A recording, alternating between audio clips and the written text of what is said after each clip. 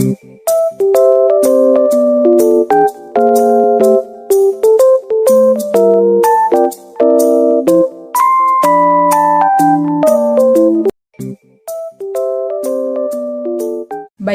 pada saat ini saya akan menjelaskan apa itu teknologi cetak.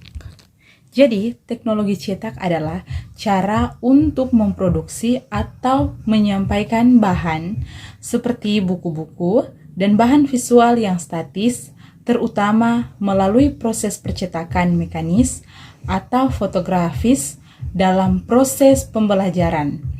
Media dikenal sebagai alat bantu guru dalam mengajar.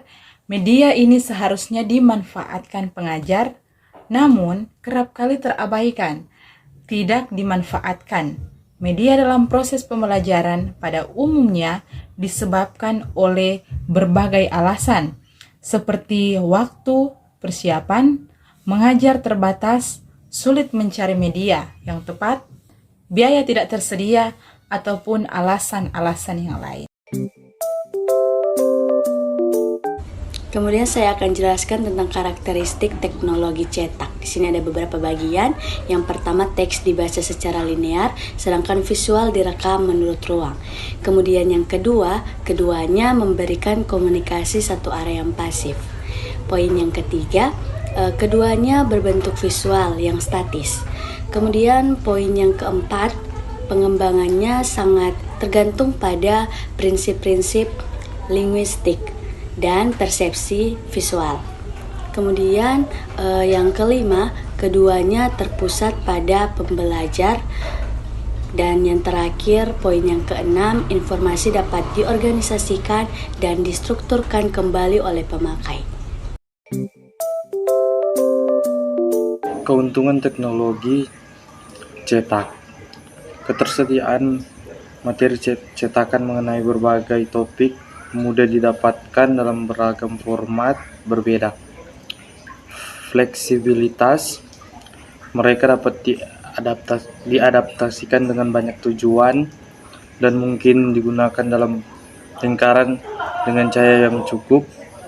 Portabilitas, mereka mudah dibawa dari suatu tempat ke tempat yang lain dan tidak membutuhkan perlengkapan atau kelistrikan apapun. Ramah bagi pengguna, materi cetak yang dirancang dengan tepat akan mudah digunakan, tidak membutuhkan keahlian khusus untuk menavigasi. Ekonomis, materi cetak relatif tidak mahal untuk dibuat atau dibeli dan bisa digunakan kembali. Keterbatasan teknologi cetak. A. Tingkat membaca. Keterbatasan terbesar dari materi cetakan adalah bahwa mereka ditulis untuk level membaca tertentu. Beberapa siswa ada yang kurang memiliki keterampilan membaca yang memadai. Beberapa materi melampaui tingkat membaca mereka. Para pembaca seringkali kekurangan pengetahuan persyarat untuk memahami kosakata dan peristilahan. B. Memorisasi.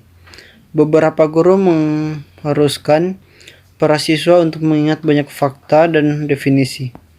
Praktik semacam ini menurunkan materi cetakan menjadi hanya sekedar alat bantu ingatan semata.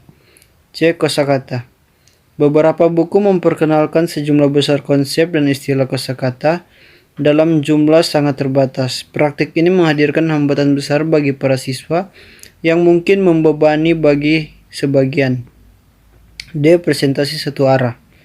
Karena sebagian besar materi cetakan tidak interaktif, mereka cenderung digunakan dalam cara-cara yang pasif, seringkali tanpa pemahaman. E. Penentuan kurikulum. Terkadang buku cetaklah yang mengatur kurikulum, bukan digunakan untuk mendukung kurikulum.